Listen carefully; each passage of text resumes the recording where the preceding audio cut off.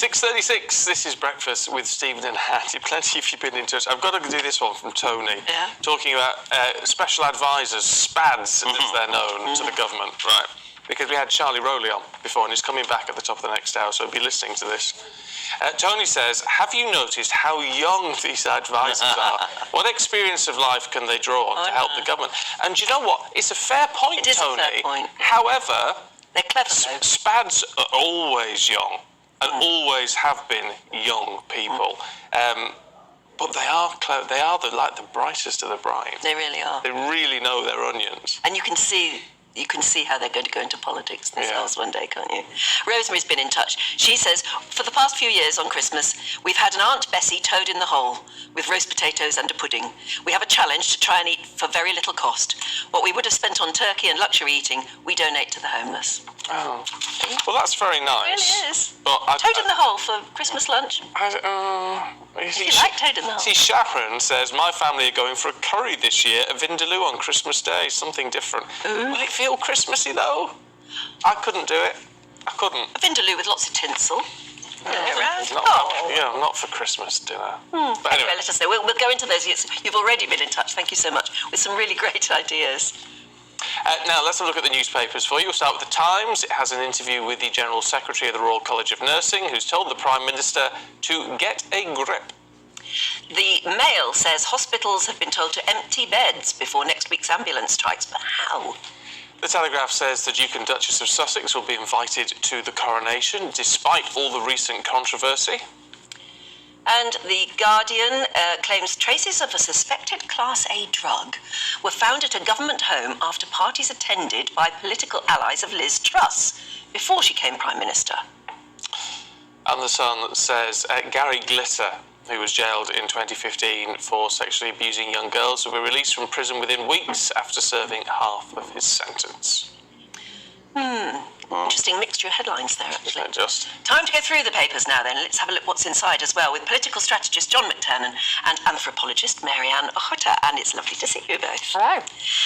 Right, we're going to start with you, Marianne. And yes, the Mail reporting that hospitals have been told get people out of bed because the 999 strike is going to need more beds or something. Well, so that you can effectively, so paramedics who are striking this Wednesday coming and December the 28th as well, obviously there'll be a much limited service because many people will be on the picket line, and so the agreements that are being drawn up and working out where to deploy military personnel effectively as stand-in ambulance drivers to kind of fill in those gaps, the principle is, as soon as a paramedic team turns up at a hospital, they need to be able to discharge their patient to the hospital in order to then get back on the road to go and get to the next 999 call. Now, that makes complete sense because there's only a limit to what care a paramedic can provide, even though they're phenomenally trained, they've got amazing equipment these days. You can't give someone life-saving. No, their job is to get them out of the ambulance into the hospital bed. Keep them alive until you can get them to proper care. And then the people in A&E, at a certain point you've been triaged, you've had the kind of, I don't know, the life-threatening bit of your injury or illness dealt with. You then need to be fed into the rest of the hospital system so that you're looked after by other doctors or nurses, specialists or whoever. So it's really good that they're talking about this with regards to the strike days, but my overriding feeling is that's what should happen every day. Absolutely. Haven't we? The minute we saw they're having all these crisis talks because the paramedics have been pushed to breaking point, and they're going, we cannot do our job. We are compromising patient safety day after day, shift after shift, and it takes a huge toll. Not only because they're arriving to patients too late, or because they're limited by what help they can do because they're sitting outside in the car park of an A&E, unable to get their patient to the help they need. It's just like a trolley. Ridiculous. Yes. The ambulance is the new trolley weight. Yeah. And I've heard of hospitals in London where they're saying, let's put one paramedic in charge of 3 of the ambulances so we can get the other medics out on the road.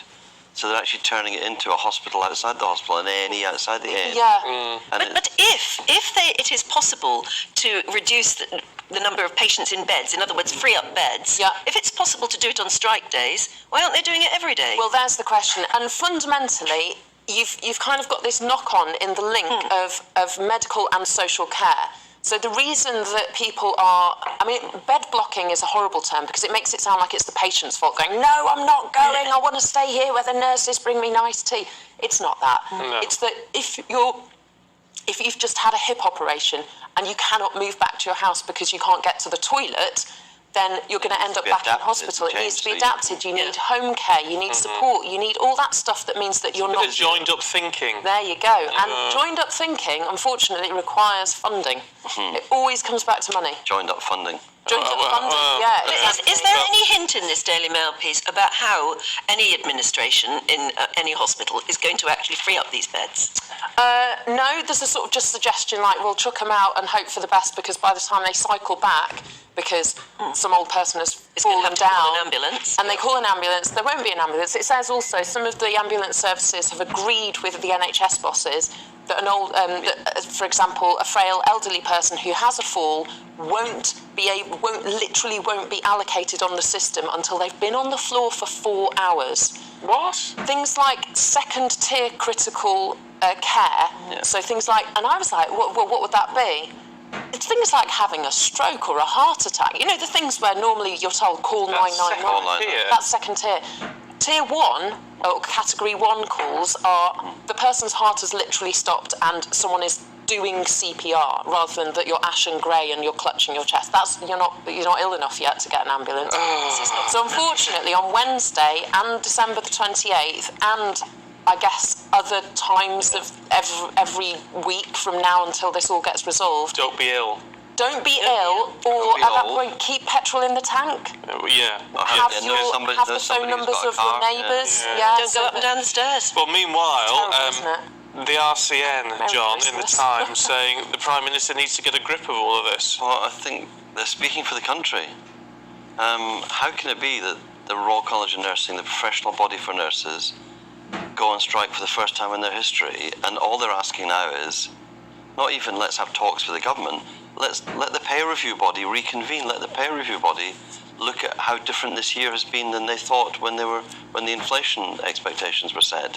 And it's just it seems the government are committed to just saying no, and I don't think, well, the cost is for the health services, for the nurses, it's for the patients, it's for the whole system. And I do feel in this one, the government, Rishi Sunak has read it really badly wrong. And he was the Chancellor of the Exchequer, and when you're the Chancellor, you're meant to say no, you're meant to say, I'm not going to give you the money. But when you're the Prime Minister, you've got to look at the whole picture, and I think you really should be bashing heads together and going, it's a simple thing. But it would be a simple thing if it was just the nurses complaining. But because you've got everybody and their mother's uncle out on strike at the moment, it's all about precedent, isn't it? But if Mick Lynch came on and said we should get the same as the nurses, you can say, and the rail companies would say, if your drivers want to get the same as nurses, train as nurses. I mean, the thing is, we've seen the rail companies have done a deal with the clerical staff. The Scottish company, ScotRail's done a deal with it.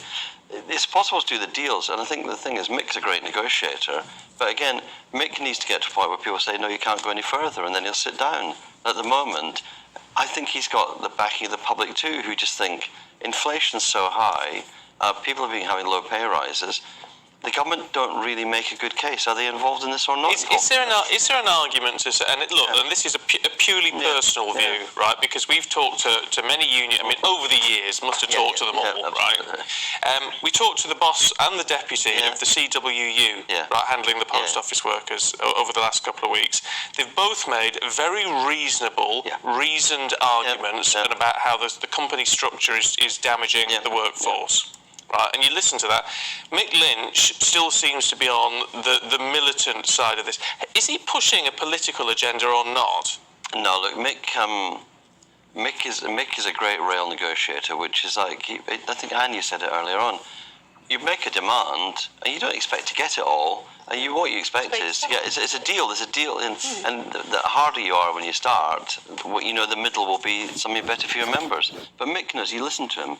he knows all of the efficiencies he's got to deliver. He knows all the compromises he's going to have to make.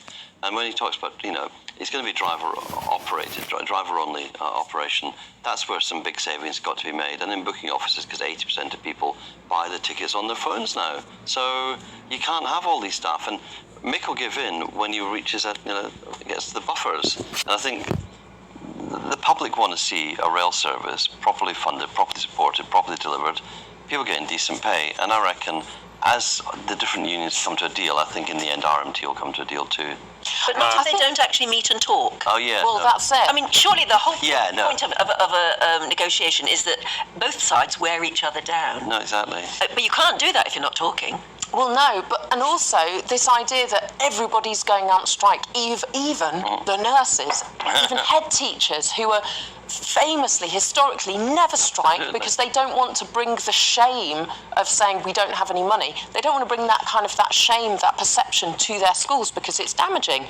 And yet even they are saying, we have had enough, we can't keep doing this, we can't, chin up, keep going, the government or our employers will look after us eventually. These people have if they had stronger unions, if they'd had unions like the transport workers' unions, nurses wouldn't be on the pitiful pay that they are now, because they would be paid. I mean, this kind of mystical, driver who's getting 200 grand a year or whatever, when actually most people who work on the railways are getting nowhere close to that. Someone in a ticket office is getting, the minimum wage. Should we move on to the other big controversy of the day? The Duke and Duchess of Sussex.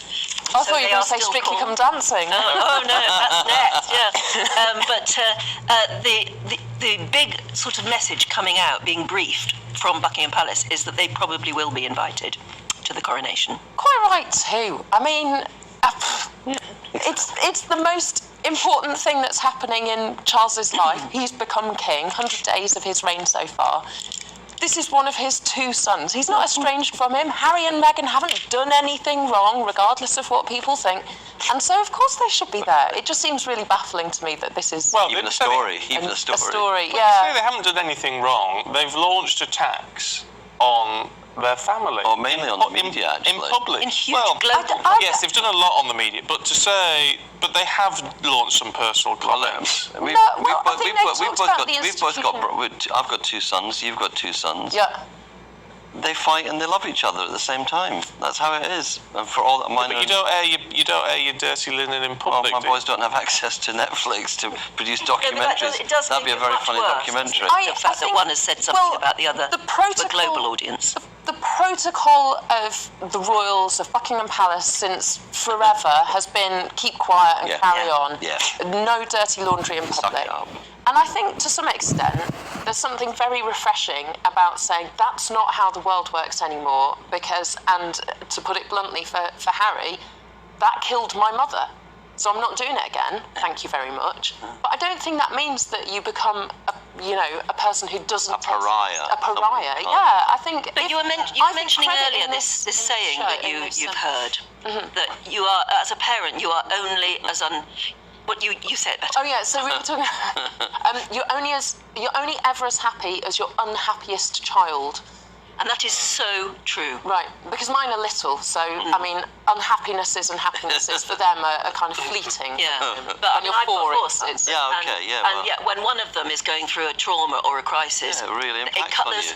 It colours the complete you, doesn't it? Yeah. Even if your other children are as happy as Larry, the one that's unhappy is the one that colours your life. Honestly, at I that think time. I would much rather take from this story the positive, which is this is a family who are working through their baggage, who are finding ways to find love for each other and to demonstrate that personally, privately, but also on a public stage, going, this is, move on, folks. Yes. This is not your business. The dad who's saying you're welcome. Yeah, I think that's wonderful. I'm always your dad. I'm always your dad. I think almost everything he's done since he became king has said nice things about him. Very. Do you know what, though? I don't think our viewers are going to agree with either of you this morning. But let us know. Show love. Show love. Reach out. Forgiveness and togetherness. I'm all for that. I just think Harry needs to start doing that as well. Anyway, we're leaving it there because we're out of time. Okay. But good to see you both.